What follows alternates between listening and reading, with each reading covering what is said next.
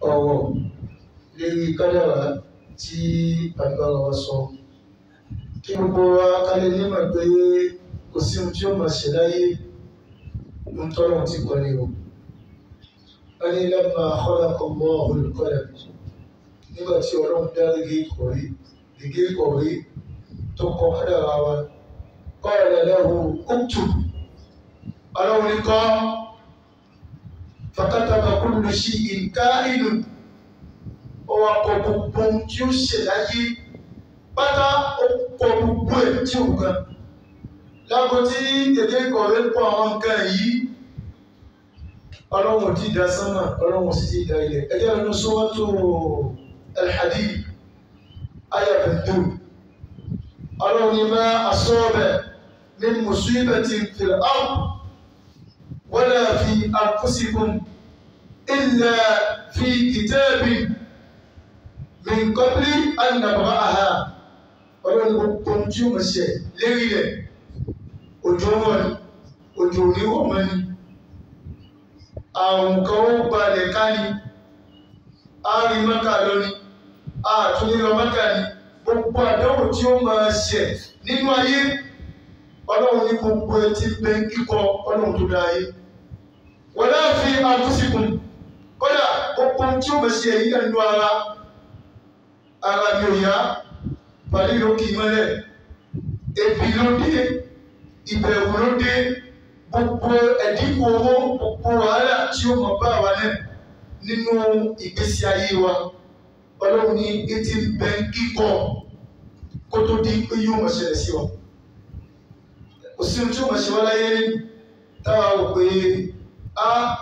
bí n bá ti ṣe nǹkan báyìí ò lè ṣe mí o. Bí n bá jáde láàárọ̀ yìí tẹ́lẹ̀ bóyá mi ní ṣubú, gbogbo àwọn ọ̀rọ̀ ni kì í ṣọ̀rọ̀ ìgbàgbọ́. Ànábì Muhammad ó ní la yajid ahadukum ta'ma al-iman. Ànábì ní ọ̀kan nù yín ẹ̀ lè rí adùn ìmánì, adùn ìgbàgbọ́, Ànábì ní àlè rí. Hatta ya'lama anna ma asabahu lam yakun liyukhti'ahu. Táàfin mọ̀ pé gbogbo ohun tí ó máa ṣẹlẹ̀ sí wa kò lè fò ọ́dá. Gbogbo ohun tó wá ṣẹlẹ̀ sí wa, ó yẹ ká mọ̀ pé ohun tó gbọ́dọ̀ ṣe wá ló ṣe wá. Sábàbí ni gbogbo nǹkan téèyàn ò bá ti gbà bẹ́ẹ̀ nú ẹ̀mí ẹ̀ kò lè lo ayé rọ̀. Ìdààmú ẹ̀ ń pọ̀ nú ayé. Àmọ́ bí ẹ bá gbà pé gbogbo ohun tó bá ṣẹlẹ̀ sí mi, gbogbo ohun tí ó jẹ́ tèmi kò lè fò mí dá. Wàhálà tí ó kàn mí kò ní kẹ́ ẹlòmíì. Oore tí ó kàn mí kò ní kẹ́ ẹlòmíì. Ihun tí ń jẹ́ tèmi ni ó jẹ́ tèmi. Ihun tí ò ń jẹ́ tèmi kò ní jẹ́ tèmi. Wa ma akhta'ahu lam yakun liyusibahu. Ihun tó bá fò wá dá, ká mọ̀ pé kò fẹ́ jẹ́ tí wọn ló fi fò wá dá. Àdébìnrin tá àrà ti mọ̀ bẹ́ẹ̀, a lè rádùn ìgbàgbọ́. Níbi bẹ́ẹ̀ náà ti sáré bá Muhammad ní, ó ní law anna awwalakum wa akhirakum wa insakum wa jinnakum. Àdébìnrin tó bá ṣe pé àwọn ẹni àkọ́kọ́ àárín àtàwọn ẹni ìkẹyìn àti èèyàn àárín àtàlìjẹ̀nú àárín, Àdébìnrin wa huwakum, ẹni tó ti wà lọ́wọ́ ara ẹ̀ láàrin ẹ̀wú àárín, Àdébìnrin káwọn bẹ́ẹ̀. Àdébìnrin gbogbo ayé lẹ́wùjì támà àti lẹ́wùjì támà ohun àdá ayé ń fa ohun kàbí ṣíìkì tó bá ń para wọn pọ̀ lérí pé àwọn ṣì ẹ́ láǹfààní kan. Wọ́n sọ fún wa pé Ọlọ́run sọ pé lam yanfa'uka illa bishay'in qad katabahu Allahu lak. Wọ́n lè ṣe kankan, wọ́n lè ṣe láǹfààní kan àfihàn tọ́lọ́run bá ti kọ fún ẹ pé yóò jẹ tiẹ̀. وإن اجتمعت على أن ينفعوك على أن يضروك بشيء. Kódà àwọn tá a sọ yìí bàbá kó àwọn tó léyìn pé àwọn ò ní ẹ lára, a sì ṣe fún, a dààmú ẹ̀, a fìtílẹ̀, a ṣe fún. Tó bá ti sọ bẹ́ẹ̀, Àdébìnrin ká lọ mọ̀, Ọlọ́run ní á mọ̀ pé lam yadurruka illa bishay'in qad katabahu Allahu alayka. Èèyàn kan ò lè nìyẹn ká lára, àfihàn tọ́lọ́ bá ti kọ̀ fún wa pé ìlera ọ̀gá yìí ló jẹ tiẹ̀. Nítorí wípé wọ́n fi àti àkàlà gègé tí kọ kádàrá ó ti dá iṣẹ́ dúró, wọ́n jẹ́ fọ́tí sókò, ebi wọ́n sì kọ́ sí òun náà ti gbé. Bàbá wọn ní àyà yìí sọ fún wa pé gbogbo ohun tí ó jẹ́ tiwa kò ní fọwọ́ dá o. gbogbo ohun tó bá sì fò wá dá iṣẹ́ tó yẹ ká gbà owó tó yẹ kó jẹ́ tiwa tó wà lọ pé fẹ́lẹ̀ mi tí ò ṣe tiwa mọ́ wọ́n ní ká lọ mọ̀ pé tiwa kọ́. àlùkò ni wọ́n tẹ̀síwájú ayàbẹ̀ tó wà suratul Hadid ó ní nìké la ta'saw ala ma fatakum ọlọ́run ní pé kẹ́ má bàa bànújẹ́ lórí gbogbo ohun tẹ́ ń wò pé yóò jẹ́ tẹ̀yí tó lọ bọ́ sórí lómi gbogbo ohun tá a wò kọ̀ǹtrá tá a lé iṣẹ́ tá a lé ẹni tó ti ṣàdéhùn gbọ́dọ̀ wa lòun ti rajà tó wà lọ kún náà sípò míì tí ò bá mọ́ lọ́dọ̀ wa ọlọ́run lè gé ilé àtàṣàwò ayẹyẹ àtàṣánù alẹ́mọ̀ àfàtàkùn ká má bànújẹ́ lẹ́yìn gbogbo ohun tí a ń wò pé tiwa ló gbọ́dọ̀ jẹ́ kó wọ́n bọ́ sọ́dọ̀ ẹlòmíì. ẹni tí wọ́n ní ẹ bá mi gbówó ìfún tó kú jẹ tí ò kíṣẹ́ lọ́gọ́ta bá gbọ́ ọ ní ká má bànújẹ́ káwọn bànújẹ́ torí tí kò jẹ́ tiwa ni ọlọ́run ní kò wúlò fún ọ mú kọ́ pàápàá lásìkò rẹ̀.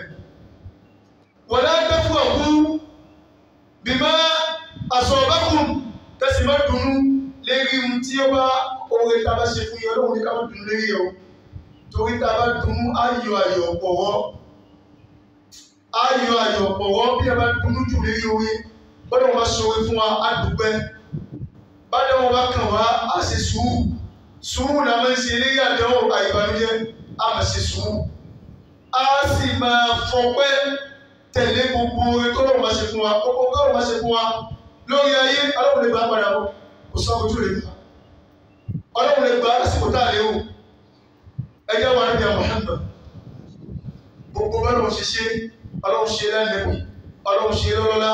ọlọ́run ṣe ní abiyì irin màlẹ́kà èyí gbogbo ẹ̀ ó wá dé yẹn kan tí gbogbo ayé bọ̀wọ̀ fún ọlọ́run ní wọ́n láti ṣì dá ẹnu Suratul Isra ọlọ́run sọ fún dídí ànẹ́bí wọ́n láti ṣì dá tó bá wù àwọn ọlọ́run lẹ́nu tó bàbá nẹ́bí lè ní àkùrẹ́ yìí láti lè yíká gbogbo ohun tó a ṣe fún wa apàdé bẹ́ẹ̀ kúrò rẹ̀ òní jáde mi mọ́ òtún ní ìmọ̀ lẹ́yìká mọ́ bọ́mọ yẹn kọ́ wọ́n dà ó sí wọn ọ̀dọ̀ ẹ̀ náà gbé wa bàbá gbé wọ́n dùfẹ́ omi kan tó gbé wa á ti sọ èsì ọ̀rọ̀ á ti sọ fún omi wọn gbé wá òní tí mi ṣe ọ̀rọ̀ ó wà ní kán mọ lọ kán padà wá kán tó padà wá àwọn ọlọ́wọ́ àfún ẹlẹ́sìn tí wọ́n wá bíyé tó mọ̀ ọlọ́run ní tó bá wù wá wọ́n mọ̀ wá bíyé ní èrè àlè fún ẹlẹ́sìn mọ́. tábà wá ṣe bẹ́ẹ̀ fún ẹ súnmọ́ lẹ́yìn lákà mí dúnú náà wà bíyá ọlọ́run sọ pé ọ̀tún ní ẹlòmíì tó ń fọkàn balẹ̀ nílé rí àfọwọ́ ọlọ́run mẹ́ bàbá bá tiẹ̀ jẹ́ kú ṣe ẹni tó tún gbẹ́kẹ̀lé lẹ́yìn àwọn ọlọ́run kò bí sí ọlọ́run láwọn ẹ̀ ọlọ́run ní ohun tí òní jẹ́ ṣe bẹ́ẹ̀ fún ẹ ilẹ̀ rahmatan min rabbik àánú ọlọ́run ti bẹ lérí ẹ àánú àwọn ọlọ́run tó wà pẹ̀lú ẹ ní òní jẹ́ ká palẹ̀ gbogbo ohun tá a fi ṣe é ní òní jẹ́ palẹ̀ mẹ́kọ̀ọ́ nígbà yẹn ìṣọ̀kalẹ̀ fún ẹgbẹ́ Muhammad àdébíwá wípé àṣẹ gbogbo ohun tá a lò yìí ṣé tí yóò bá ti kú pẹ̀lú ẹ kò tí ì tó fáàrí àdébí máa ń ṣàdúrà àdúrà tẹ́lẹ̀bí máa ń ṣe yìí ó wọ́n pọ̀ títí Aisha ó wà ló bá àdébí Muhammad lójú kan ó ní yà Rasulullah ó ní yóò ní ṣe olóhùn àmà àkọ́dùkọ́ wà lẹ́kà máa takọ́tọ̀ mi dàbí kọ́ máa ta afẹ́ ṣé wọ́n lóun ti fi rí gbogbo ẹ̀ṣẹ̀ jìẹ́ adúgbò wọn ló tún ẹ̀ṣẹ̀ sí pọ̀ báyìí ló tún wọn dàmú báyìí ló máa sin láwọn ẹkúrò wọn pọ̀ báyìí gbogbo ọgbà tó bá kí òun ṣe ọmọ wa ṣàdúrà yìí ní gbogbo ọgbà kí ló dé adébíwá ni wọn máa yọ àmínú ni ń fún àyíṣàlẹ̀ sí máa yọ àmínú ni kí ló fẹ́ fi mí lọ́kàn balẹ̀ wal qalbu bayna usbu'ayni min asabi'ir rahman yuqallibuha kayfa yasha adébí sọ fún pé ọkàn ẹ̀dá ó wà láàrin ọmọ níka ọlọ́run méjì ọlọ́run máa ń yí bó ṣe wù al qalbu yataqallabu ọkàn ohun tí máa ń lọ tí máa ń bọ̀ ni yóò máa lọ yóò máa bọ̀ ẹ̀rí nígbà tá a máa kí n gédé tó bá yá ìwúrẹ́ yóò tún máa ní wá lára nígbà míì àdìsàrà ọwọ́ ohun tó bá tún yá báyìí ọkọ̀ bọ̀ sọ́kọ́ tún gbé ìjú nísì tó bá gbẹjú yóò tán àwọn àti nífẹ̀ẹ́ gbẹjú nígbà míì á tún bá gbé à níbi tàbí ìṣẹ̀lẹ̀ tó èyí fẹ́ ṣe ṣìnà mọ́ nígbà tá a bá bọ́ wá sí ẹ̀ á wà dá àṣẹ mọ́ tó bá tún yá báyìí yóò àtúbọ̀ sí díẹ̀ àtúbọ̀ sí ọ̀mùtí náà òun náà ló ń wò mú mọ́ tó bá tún yá yóò tún bọ́ sí díẹ̀ yóò máa mú àdúrà ká níbi máa ń ṣe tó yọ ọ̀kan ní yóò máa lọ yóò máa bọ̀ tó bá dúró nígbàgbọ́ tó bá nígbàgbọ́ lẹ́yìn tó bá dùnà ìgbàgbọ́ náà tún kó mbẹ́ yóò tún bọ̀rọ̀ sí ṣe nǹkan mí tí ò yẹ àdúrà táwọn bí mo máa ń ṣe ní gbogbo wa láti fi di ọkàn náà mọ́lẹ̀ lérí ìjọsìn òun ni pé Allahumma ẹ̀yà rẹ̀ ya muqallibal qulub thabbit qalbi ala dinika Allahumma ya musarrifal qulub صرف قلبي إلى طاعتك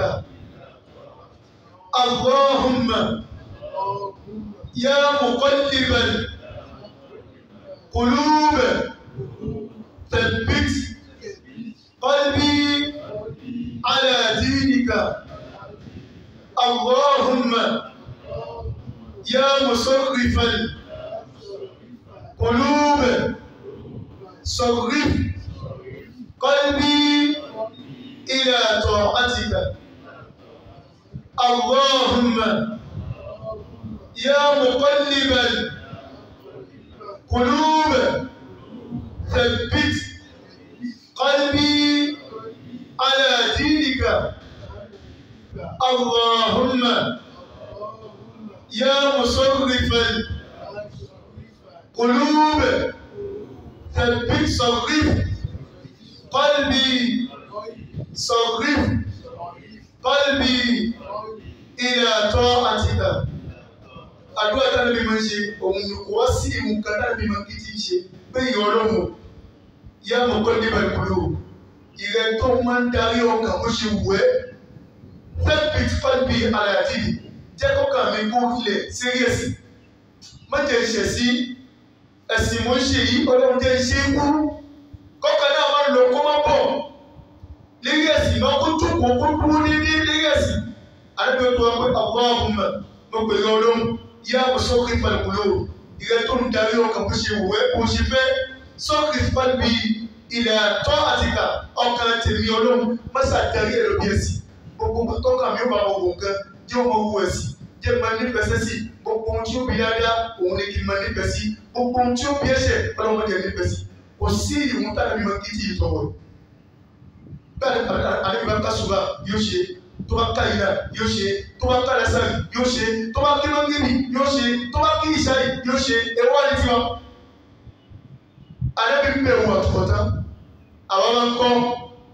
mo fi pé bí wọn bá ké hadith àdébí sọ pé inna sahibal janna la ya'mal bi amali ahli al-janna